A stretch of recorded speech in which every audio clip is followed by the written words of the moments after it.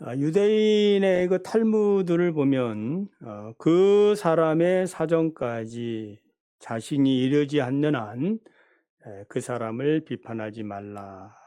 또 다른 말에 보면 남을 비방하는 것은 살인보다도 위험한 일이다 라고 하면서 살인은 한 사람밖에 죽이지 않지만 이 비판하는 것은 세 사람을 죽인다고 말합니다. 비방하는 사람 자신, 그리고 그것을 듣고 있는 사람, 그리고 그 화제가 되는 그 사람, 이 세 사람을 죽인다는 거예요. 그러므로 이 비판이 얼마나 무서운가를 우리가 알기를 바랍니다. 본문 1절, 2절을 보면 예수님께서는 비판받지 않으려면 비판하지 말라. 그 이유에 대해서 내가 비판하는 것으로 나도 비판을 받을 수 있기 때문이고, 내가 헤아리는 그 헤아림으로 너도 그 헤아림을 받을 수 있다라는 사실을 말씀합니다. 예수님께서는 당시 유대 사회를 지배하고 있던 이 비판의 악습을 이제 경계하며 교훈을 주고 있습니다. 서기관들과 바리새인들은 하나님의 이 율법과 또한 자신들이 만든 이 종교적인 전통, 이것을 가지고 이웃을 판단하고 또한 비판하고 정죄하는 데에 사용을 했습니다. 자, 이런 이제 비판의 예는 이제 이 안식일 논장에서 잘 볼 수 있습니다. 예수님의 제자들이 안식일에 너무 배가 고파가지고 그 밀밭 사이를 지나가다가 밀 이삭을 이렇게 손으로 이제 비벼 먹게 됐는데, 이것을 이제 바리새인들이 보고 왜 안식일을 범했느냐 이렇게 이제 비판하는 그런 내용을 볼 수 있습니다. 또 예수님의 안식일에 손 마른 자를 치유하기 전에 자신을 시험하려고 하는 자, 안식일에 과연 예수님이 병을 고쳐줄까? 이건 이제 지켜보는 자들을 향해서 이런 말을 해요. 어떤 사람이 소유한 양 한 마리가 안식일에 구덩이에 빠졌다면은 어떻게 하겠느냐? 당연히 그 사람은 그 양 한 마리를 구덩이에서 건져냅니다. 이거는 안식일을 범하는 일이 아니라고 그들은 이제 주장을 하는 거예요. 그러자 예수님께서 하물며 사람의 생명이 양보다 더 귀한데 안식일에 사람을 고쳐주는 이 선을 행하는 것이 옳다고 나는 생각하는데 너희는 어떻게 생각하느냐 이렇게 물으시고, 이 손 마른 자의 이 손마름을 이제 예수님이 고쳐 주시게 됩니다. 외식하는 자들에게 있어서 하나님의 율법은 사람을 위한 생명의 법이 아니라 사람을 이제 판단하고 비판하는 도구로 전락된 것입니다. 부정적인 비판은 건전한 충고나 조언, 경책이 아니라 이제 교만한 마음에서 나오는, 우월감에서 나오는 그런 이제 비판적인 태도를 가지게 되므로 위험합니다. 그렇다고 해서 예수님이 비판하지 말라고 하신 것은 옳고 그름을 구별하지 말라, 정당한 비판, 논리적이고 합리적인 이 비판에 대해서 금하한 것은 아니에요. 예수님 자신도 오늘 이제 본문 5절을 보면은 뭐라 그래? 외식하는 자들아 하면서 뭐예요? 비판하는 거거든요. 마태복음 23장을 보면 바리새인과 서기관들의 외식적인 그 행위, 7가지 제약에 대해서 독사의 자식들아 하면서 신랄하게 비판하는 모습을 볼 수 있습니다. 오늘 본문을 자세히 읽어보면 예수님이 비판하는 대상이 누구냐? 이 비판하는 대상은 누구예요? 형제입니다. 형제라. 세상의 불신자가 아니죠. 물론 이제 세상 사람들, 믿지 않는 자들에게도 비판하면 안 됩니다. 근거 없이 비판하면 안 됩니다. 그러니까 이 형제란 신앙 공동체 내에서 같은 신앙을 고백하는 사람들을 말해요. 같은 주, 같은 성령, 같은 세례를 받은 사람들이니까 우리들이죠. 우리들이에요. 우리 충신교회에 속해 있는 형제들입니다. 자, 이런 이제 신앙 공동체 내에서 형제들은 어떤 이제 비판을 받았는가, 어떤 비판의 소리가 있었는가 한번 생각해 보았습니다. 물론 이제 문자적으로 보면은 예수님께서는 이 비판과 헤아림이라는 단어를 사용하고 있어요. 비판이란 사람의 행위에 대한 이제 판결로서 사법적인 이제 법적인 그런 이제 용어라고 볼 수 있어요. 이 헤아림을 받는다고 했는데 이 헤아림이라는 이 단어는 양, 길이, 그다음에 물건을 거래할 때 사용되는 경제적인 그런 용어입니다. 그러니까 이제 이 비판은 우리의 모든 삶에 있어서 이제 두루 해서는 안 된다라는 거예요. 법이나 경제에 있어서 이웃에게 불공평하게 대하거나 그들을 왕따시키거나 불의와 불법으로 대하면은 안 된다 이 말이에요. 그렇게 하면은 너희도 비판을 받게 되고 너희가 헤아리는 그 헤아림도 너도 받을 수 있다라고 말씀합니다. 자, 문맥적으로 이 비판의 내용이 무엇인가 한번 이렇게 추론해 보면 우리 지난주에도 뭐 말씀을 드린 것이 있죠. 하나님과 겸하여 재물을 섬길 수 없다. 그러니까 그 앞절에 보면 예수님께서는 너희의 보물을 어디다 쌓아두라? 땅이 아니라 하늘에 쌓아두라. 하나님과 내 보물이 있는 곳에 내 마음도 있다. 근데 뒤에 이제 또 보면은 의식주 먹고 마시고 입는 것으로 인하여 염려하지 말라. 염려하는 자들은 이방인이나 하는 일이다. 하나님이 너희를 책임지신다. 그러므로 너희는 먼저 하나님의 나라와 의를 구하라. 이런 이제 말씀들을 주셨거든요. 그러면 이제 우리 신앙의 공동체 내에서 우리가 이제 이런 신앙을 가지고 있는 사람들인데 이 말씀을 믿지 못하고 또 의심하고 그러니까 그냥 의심의 보따리만 그냥 잔뜩 있는 거예요. 교회만 오면은 큰일 났다 하고 그냥 걱정 보따리를 늘어놓고 이렇게 하는 성도가 있다면은 어떻게 하겠습니까? 믿음이 이제 좀 있어 보이는 분이 어떤 말을 하고 싶어요? 어떤 충동이 생기죠? 어떤 마음이 들어요? 무관심합니까? 그러든지 말든지? 그러면 안 되죠. 그렇다고 해서 막 그렇게 충동적으로 이 믿음이 연약한 성도, 또 이 염려 보따리로 이게 무거운 짐을 지고 온 이 성도를 향하여 무조건 이야기해서는 안 된다. 이게 이제 그 티라고 볼 수가 있는 거죠. 형제의 눈 속에 있는 티. 왜 저 사람 믿음이 없지? 저 사람은 왜 저렇게 염려하지? 권사가 돼가지고, 장로님이 돼가지고, 목사가 돼가지고 왜 저러지? 이렇게 할 수 있지요. 충분합니다. 예? 나는 안 그런데? 이렇게 할 수 있어요. 그래서 형제를 향한 이해심이나 동정심, 배려심이 없이 무조건 눈에 보이는 대로 지적을 한다면 이것은 이제 부정적인 비판이 되는 거예요. 형제의 약한 것을 헐뜯는 행위가 되고 그러다 보면 이제 상처까지 주게 됩니다. 근데 그러다 보면 나도 모르게 이제 영적 교만이 생겨서 하나님과 같은 위치에 올라서서 정죄하고 판단하는 그런 태도를 가지게 됩니다. 바울은 로마서 14장 1절 3절에서 이런 말씀을 해요. 믿음이 연약한 자를 너희가 받되 그의 의견을 비판하지 말라. 그러니까 그의 생각, 아까 이제 내가 염려하고 걱정하고 이런 것도 그의 생각이잖아요. 의견이에요. 이게 이제 이제 우상제물에 대한 음식을 얘기를 하고 있지만, 우리가 다 통용되는 말씀이에요. 그 의견을 비판하지 말라. 어떤 사람은 모든 것을 먹을 만한 믿음을 가지고 있지만, 믿음이 연약한 자는 채소만 먹느니라. 먹는 자는 먹지 않는 자를 없인 여기지 말고, 먹지 않는 자는 먹는 자를 비판하지 말라. 이게 뒷절이 중요해요. 이는 하나님께서는 그 사람도 받으셨습니다. 아멘. 어떤 사람도 받은 거예요? 믿음이 좋은 사람도 하나님이 받았지만은 믿음이 약한 사람도 하나님이 다 받으셨다 이 말.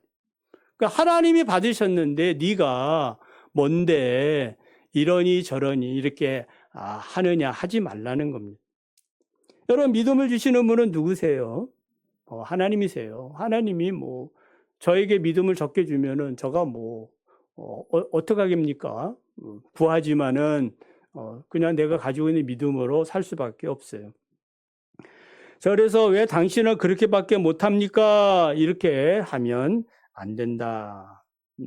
형제를 정죄하고 판단을 하는 자에게 하나님께서 뭐 하겠다는 거예요? 내가 심판하겠다. 그런 말이에요. 그 본문 2절을 세 번역으로 보면은 자세히 알 수 있어요. 너희가 남을 심판하는 그 심판으로 하나님께서 너희를 심판하실 것이니라. 그러니까 이제 하나님이 심판자가 된다는 거예요. 자, 여러분이 저를 이렇게 이제 막 비난을 했을 때에 저는 뭐 비난을 받는 입장이니까 뭐라고 항변할 수가 없어요. 그런 힘이 없다 이 말이에요. 근데 그것을 누가 보고 있는 거예요? 하나님이 보시고 하나님이 대신 심판하겠다라는 그런 말씀입니다. 마태복음 10장 26절을 보면은 그들을 두려워하지 말라. 감추인 것이 드러나지 않을 것이 없고 숨은 것이 알려지지 않을 것이 없느니라. 그러니까 하나님 앞에서는 어떠한 말도 어떤 행위도 우리의 숨은 마음까지도 뭐 하는 거예요? 다 적나라하게 드러난다는 겁니다. 그러므로 우리가 사람 앞에서 어떤 말을 할 때 가족들도 마찬가지죠. 우리의 말과 생각, 행동이 언제나 하나님 앞에 있구나. 그래서 공정하게 그리고 바르게 그리고 친절하게 그렇게 이제 행동해야 될 줄 믿습니다. 3절에서 5절을 보면 예수님은 티와 들보를 비교하며 말씀하고 있죠. 어찌하여 형제의 눈 속에 티를 보면서 내 눈 속에 있는 들보는 깨달지 못하느냐. 보라, 내 눈 속에 들보가 있는데 형제에게 티를 빼라. 그렇게 하면 안 된다는 거죠. 외식하는 자여, 먼저 내 눈 속에 들보를 뺀 다음에 형제의 티를 빼라고 말씀합니다. 티와 들보는 사람이 가지고 있는 죄와 허물을 의미하지요. 앞서 말씀드린 것처럼 약한 믿음과 염려가 많은 이 상태, 이건 이제 티라고 볼 수 있어요. 그러니까 문제는 형제에게 보이는 이 조그만 허물인 티를 발견한 다음에 비판하지 말고, 정말 비판하고 싶다면 뭐 하라는 거예요? 먼저 너 자신에게 무엇이 있는 거? 그 티보다 더 큰 들보.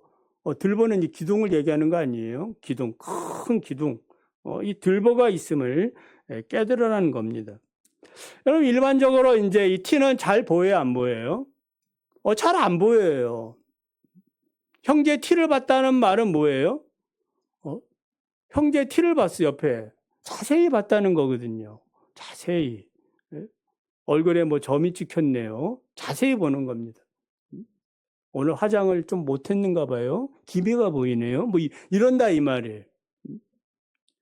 그러니까 자세히 보는 거예요. 그러니까 아까 이제 밀밥 사이에 제자들이 그 이삭 비벼 먹은 얘기 하지 않았습니까? 바리새인들이 그걸 왜 받겠습니까? 자세히 따라다니면서 관찰하고 있는 거예요. 무슨 건수가 없나. 또 제자들이 음식을 먹을 때 손을 씻지 않고 음식을 먹었는데 그 장로들의 전통을 범한 거거든요. 그것까지도 자세히 보는 거예요. 하나님의 말씀을 자세히 보고 이런 쪽으로 자세히 봐야 되는데 비판하려고 남의 허물을 찾아내려고 자세히 본다 이 말입니다. 그래서 문제는 형제의 티를 찾는 자기 자신에게는 이 더 큰 허물인 들보가 있다는 것인데 이 들보는 티와 비교할 수 없는 큰 그 죄악을 말해요. 결함입니다. 죄와 어두움에 사로잡혀 있는 상태에서 티를 가지고 있는 형제를 비판한다면 하나님의 심판을 피할 수 없다라는 겁니다. 여러분 손가락 우리 이거 잘 알잖아요. 손가락. 예? 이 손가락 하나를 상대방에게 한번 가르쳐 보십시오. 뭐 죄송스럽지만. 예? 그러면 나머지 세 손가락은 어디에 있어요? 예? 나를 향해서 가르친다 이 말이에요. 해봐 옆에. 예? 이게 요나입니다. 요나. 예. 예수님이 이렇게 영적 무지에 사로잡혀 비판하는 자를 외식하는 자라 규정을 하고 있죠. 외식이라는 말은 여러분 잘 아시죠? 연극 배우를 얘기합니다. 연극 배우는 배역에 따라 연기하는 자예요. 그 사람이 아니에요. 그 사람의 그 진심이 아닌 겁니다. 그러나 배역에 따라서 뭐 살인자도 되고 선인도 됐다가 왕도 됐다가 또 종도 됐다가 배역에 따라서 그렇게 이제 하는 겁니다. 마태복음 6장을 보면은 세 가지 외식을 예수님이 지적을 하는데 구제할 때 외식할 때 외식하지 말라, 기도할 때 외식하지 말라, 금식할 때 외식하지 말라. 이렇게 외식하면은 이미 그러니까 사람이 보이려고 외식하는 거죠.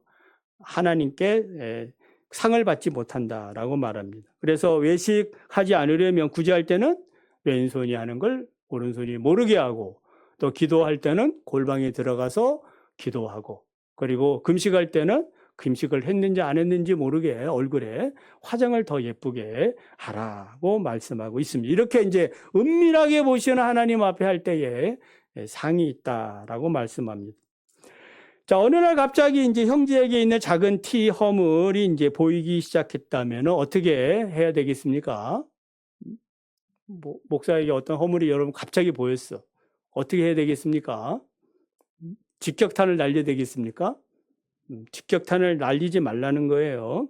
우리 속담에도 똥 묻은 개가 겨 묻은 개 나무란다. 이런 이제 말들이 있는데, 물론 이제 우리가 형제를 사랑하는 마음으로, 형제를 도와준다는 마음으로 이제 그렇게 접근을 합니다. 일부러 막 비판하려고 해서 비판하는 사람은 그렇게, 그 사람은 진짜 나쁜 사람이죠.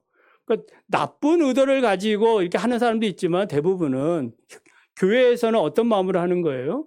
그래도 좀 뭔가 도와주려고 이렇게 이제 충고를 하다 보니까 어떻게 이 충고가 잘못되는 경향이 많다 이 말이에요. 오히려 형제의 상처를 더 주게 되고 또 심지어 결과가 안 좋아서 언어 폭력까지 하는 그런 이제 그 모습도 나타납니다. 그래서 진심으로 형제의 잘못된 부분을 고쳐주고 싶다면은 비판이 아닌 진정한 사랑의 충고를 해주고 싶다면은 먼저 나에게 있는 들보를 발견하고 밝히 보아야 된다라는 겁니다. 이렇게 되면 그때 해도 된다는 거죠. 그때 이 이제 사랑의 충고가 이제 먹히는 거죠. 그러면 형제 눈 속에 있는 티가 빼리라 빠지는 거예요. 그러니까 나에게 있는 들보를 찾기 전까지는 어떻게 말하지 말자. 침묵하는 것이 좋습니다. 그리고 형제의 티를 보는 시간에 나의 들보를 또 찾는, 발견하려고 하는 그런 신앙적인 노력들이 필요해요. 이렇게 하면은 나도 살고 형제도 살고 다 같이 살게 됩니다. 근데 만약 들보를 깨닫지 못한 상황에서 형제의 결점만을 우리가 지적을 하게 된다면은 어떻게 되느냐? 나도 죽고 형제도 죽는 그러한 불행한 일이 발생할 수가 있습니다. 그래서 예수님의 말씀대로 우리가 우리에게 있는 내 들보를 발견했다면은 깨달았다면은 그때 형제여 이 말이 달라요.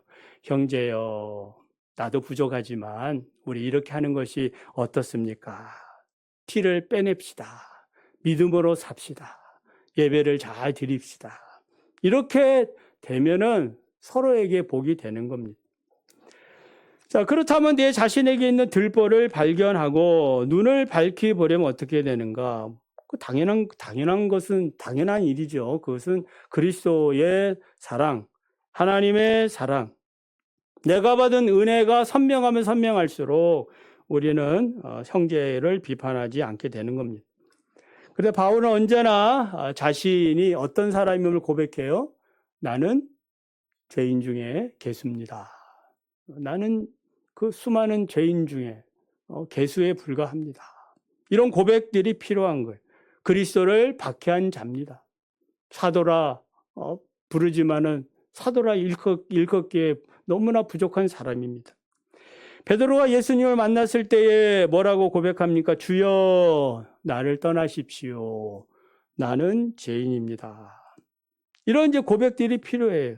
자신이 누군지 아는 것만큼 우리는 형제들을 비판하지 않게 되고 오히려 형제를 사랑하게 됩니다.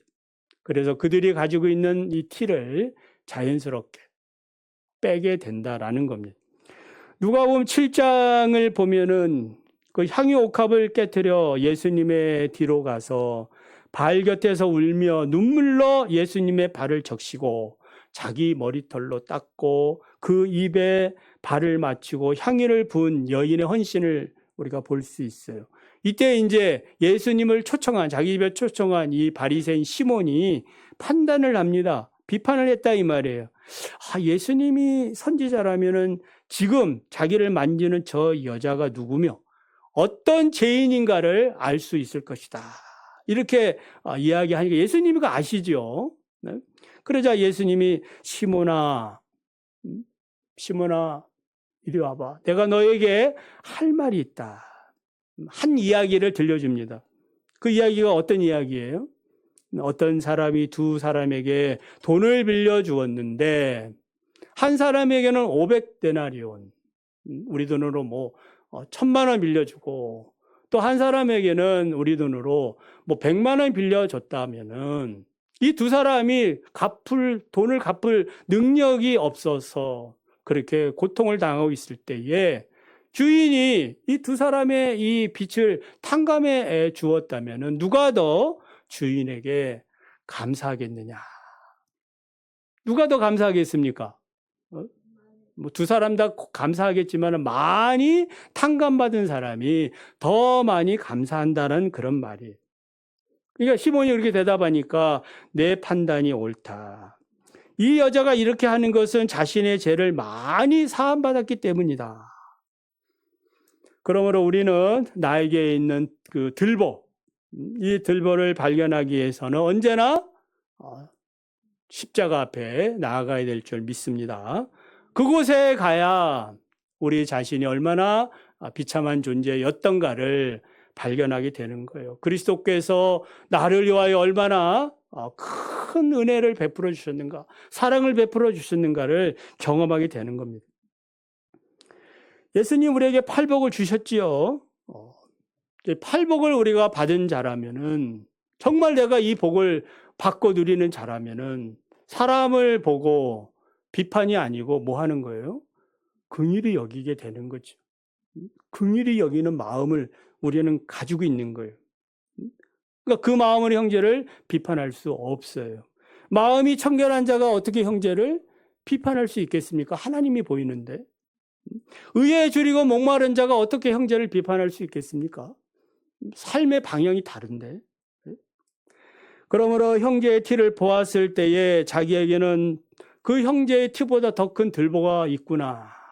이게 영적인 사람이에요. 성령을 받은 사람입니다. 그리스도의 마음을 가진 사람들이에요. 자, 그렇다면 우리 하나님이 또 우리 예수님 우리에게 요구하시는 것은 무엇이냐? 바로 내 마음으로 충만하라. 할렐루야. 내가 너희에게 이 마음을 줬는데 너희도 이 마음을 가지라는 거죠. 앞서 이제 팔복의 마음을 우리에게 주신 거죠. 그래서 그리스도의 그 사랑, 그리스도의 그 은혜, 십자가의 그 충만함, 성령에 있던 충만함, 이 충만함으로 채워질수록 우리는 영적으로 눈이 밝아져가지고 진정 형제를 사랑하고 가족을 사랑하고 이웃을 위해서 우리가 헌신하며 살게 되는 것입니다. 그래서 형제를 온전하게 세워주는 일을 하는 것은 하나님께 우리가 받은 사랑 때문이. 자, 한 가지 얘기만 마칩니다. 요셉이 자기를 반 형제들을 얼마든지 비판할 수 있지요. 22년 만에 만났는데, 자, 요셉이 형제들을 만났을 때 자신의 신분을 공개하면서 뭐라고 얘기해요?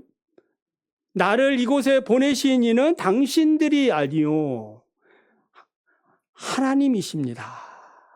할렐루야. 야, 대단하죠. 또한 요셉은 아버지 야곱을 장례를 치른 다음에 형제들은 여전히 요셉을 두려워하고 있었거든요. 요셉의 보복을 두려워하며 그 요셉의 앞에 와가지고 엎드리면서 막 이렇게 이제 절을 하며 이렇게 그런 이제 제수처를 취하지요. 그러자 요셉이 무엇이라 얘기해요? 형님들 두려워하지 마십시오. 내가 하나님을 대신하겠습니까? 형님들은 나를 해치려고 하였지만 하나님은 오히려 그것을 선으로 바꾸어 오늘과 같이 수많은 사람의 생명을 구원하게 하셨습니다. 그러니 형님들이여 두려워하지 마십시오. 내가 형님들의 자녀들까지 다 돌보겠습니다.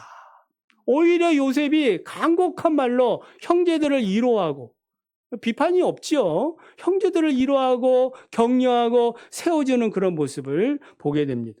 위대한 하나님의 그 사랑의 모습을 보여주었던 겁니다. 예수님이 제자들의 발을 씻어 주었듯이 영적으로 눈이 밝아진 이 믿음의 저와 여러분은 어떻게 되겠어요? 형제들을, 믿음이 연약한 자들, 뭔가 무엇인가 부족하게 보이는 자들을 향해서 사랑의 언어로 친절하게 대해야 될 줄 믿습니다. 오늘날 우리 사회 정치적으로 매우 혼란스러운 이 시대, 비판이 막 난무한 이런 시대에 우리가 살고 있는데, 이 비판의 홍수 속에서 우리들은 그냥 무조건 비판하지 말고 정말 사랑의 언어를 가지고 나라를 걱정하고 또 대통령을 걱정하고 민족을 걱정하는 그러한 마음으로 우리가 기도하며 또 살아가야 될 줄 믿습니다.